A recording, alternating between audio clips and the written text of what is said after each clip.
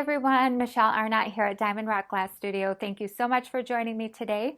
I'm super excited about sharing with you some experimenting that I've been doing the last few months on how to easily make a stained glass succulent. And I feel like I've come up with a pretty foolproof way, and I've also come up with a kit so you can do this at home. So first I want to show you the pattern. I have drawn out 5 different sizes. If you were to cut all 5 of these out 5 times each, you would come up with a succulent that looks like this. If you cut the bottom 4 out 5 times each, you'd have a 20-piece succulent that looks like this. And if you cut the bottom 3 out 5 times each, you'd have something that looks like this. So this white one is 15 pieces. And they're all beautiful. So the foolproof part of this is, and this is included in the kit, it is a jig. We use this part here, and this is going to allow us to arrange and assemble our pieces very easily, and I'm going to show you this later. So far I have cut the 3 smallest sizes 5 times each, so let's move on to the grinding so I can show you how to finish these.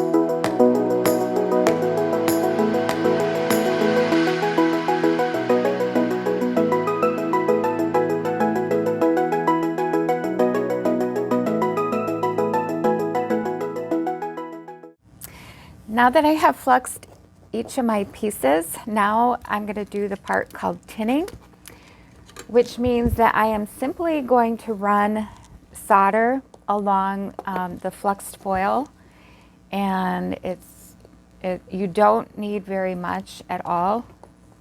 And these pieces get really hot, so you may want to use gloves. Sometimes I just put disposable gloves. Another thing that you can use is really any kind of glove, anything that's going to protect your fingers. Let me see how these work actually. As you can see, I'm just running the solder right along the front and the back.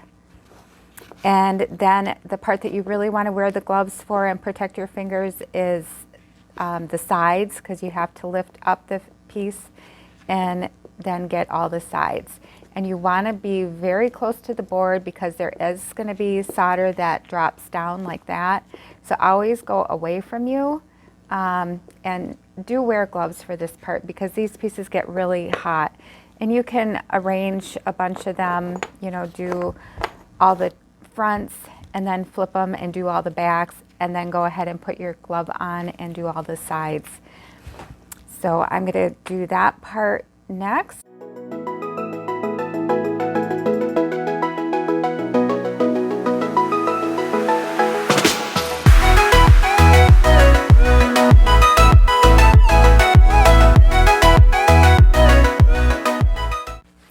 So I got all the small ones and all the big ones done, and I just have the middle size left to do. See on the board how all this solder has dropped from tinning the edges? Any excess drops onto the board. You can use that to tin. You can pick that right up, and I will have enough there to probably tin these 5 middle pieces.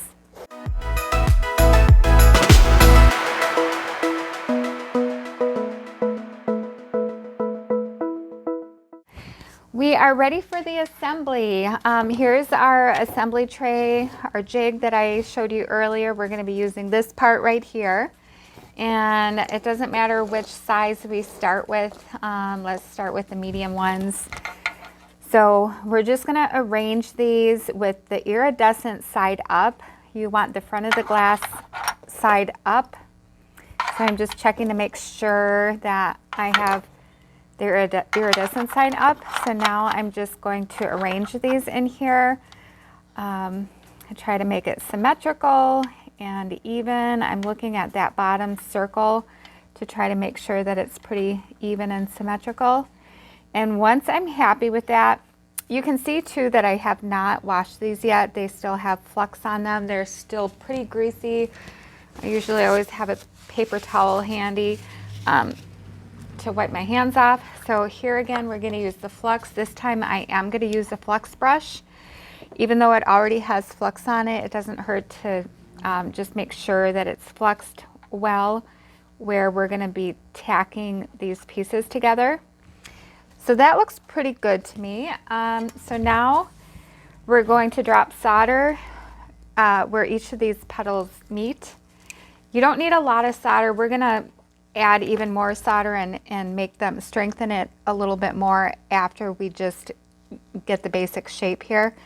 So I'm just going to drop some solder in each of these spots. Okay, so now we can take it out and we have our first ring. This is the medium-sized ring.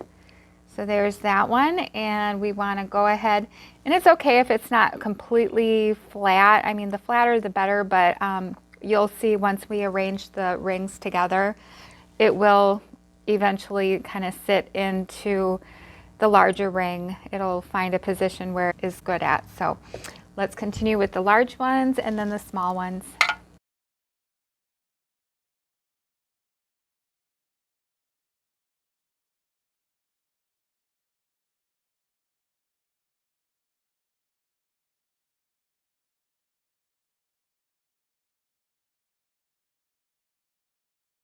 So now we have 3 rings. Let's just see how they fit into each other. That is going to look very nice. Okay, so the next step before we wash each ring individually is we are going to fill in the largest ring with solder. So I do want to put some flux around the bottom center of that ring, and I am actually going to just start adding solder into that ring until I fill it in, and just I just start melting in the center of it and then attach it to the side of that bottom of the ring. So once you have it all filled in, let it sit on your Homosoap board for a couple of minutes. So we want to make sure that it completely cools, and then we're going to take each ring to the sink and clean them each with flux remover, and then I'll bring them back. So here's our 3 rings. They're all washed and ready to assemble. I'm going to take my largest one and set the medium one size inside of that, and I just start turning it.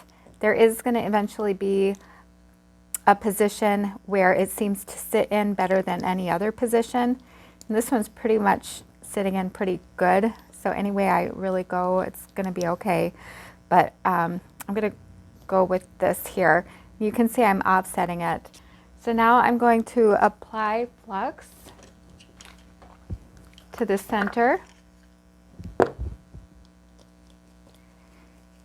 And it's a good thing that we wash the 3 rings while they're separated, because that's really the only chance that you have to really wash them really well, because now this flux that's in there, you're not going to be able to really wash out, but that's okay because it's going to be hidden by this, and you can wash it out a little bit. But so next we're going to solder this one into place, and again we're just going to drop solder in the center, start melting it, and we want to attach the bottom with the side. I might have, yep, I've already done that. So now I'm just going to keep filling it in. And then I'm going to do that with the next ring.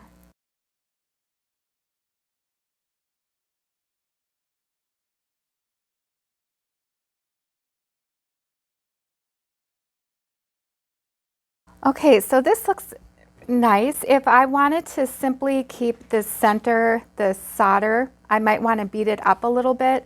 But this is the point you want to decide if you want to add a little bead to the center instead. Here's one with the kind of pearly white that looks nice.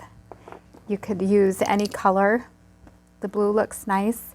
I'm going to go ahead and show you, though, if I didn't want to add a bead, how to bead that up a little bit. And actually, it looks nice just the way it is right now. But you would just add a little bit more solder to raise it up in the center, a little bit more, and then just smooth it out until you're happy with how it looks. Okay, so next I am going to show you some fun ideas of what you can do with these succulents, and I will be back. Thank you again, everyone, for joining me today. I hope you enjoyed the video. So I'm just going to recap the different size succulents that you can make and some different ideas of what you can do with them. And then I'm going to go over the kit. So again, if you use all 5 pattern pieces 5 times each, you'll have this jumbo 25-piece succulent versus this 20-piece succulent if you use the bottom 4 pieces 5 times each, versus the 15-piece succulent if you use the bottom 3 5 times each. And then, of course, you'll have the option of either leaving the solder as the center, just beat it up a little bit, versus putting an actual bead in there, and you can actually just glue it. You can go ahead and foil and solder it in, but I think gluing is sufficient enough. So these are great just sitting somewhere. These make great gifts. Anybody can put one of these somewhere to brighten up any spot. And they can just lay flat on a shelf, or you can put them up on an easel at an angle. That looks really nice. What you can also do with these, and this works for any size succulent, or you can even just make 2 of the petals, pattern pieces 5 times each. Like this is the 2 largest with the tea light in the center. It just sits in there really nicely. And you can mix and match. Well, here's 2 of them. They're the same, but you can mix and match any size. The tea light will fit really nicely into any size. Here's the green one. That's the medium size. So they look beautiful if they're arranged in different sizes and colors on a table or a display. It looks really beautiful, and I'm going to show some pictures later of what that might look like. If you want to hang these on the wall, that's very easy to do. You can easily just solder a little loop on the back. I don't know if you can see that. And then you can hang that right on your wall. And again, different sizes, colors, makes a really nice arrangement on the wall. And I think that's all I have to talk about with that. Now is the kit. What is included in the kit is, of course, the pattern. So you get the pattern, you get the jig, which we use today. We use this side of it. This is going to come new in a package with instructions. It will show you how you can use this side, which will actually make boxes. You can make a jewelry box or a cube. This one, if you cut out 12 pentagons, you could use this to make a pentagon ball. So that's just extra, something fun that you can play with. And then the glass that's included is, this would be cut in half. So you would actually get about 2 8 by 12 inch pieces. One of them will be large enough to cut the 3 small pieces 5 times each, and the other side would be large enough to cut the 2 larger sizes 5 times each. So this is enough to either make 1 large succulent or 2 small succulents, or of course the medium-sized succulent, and then you just have a little bit of glass left over.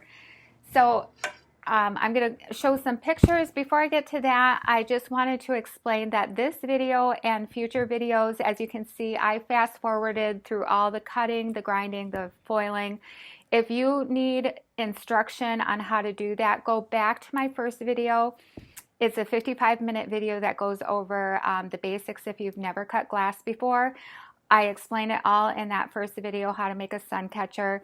So now this video and future videos, I'm going to fast forward through those parts so we can get right into the project, and I can fast forward through the things that I've already explained. So thank you again so much for joining me today. I hope you have a great day. Thank you.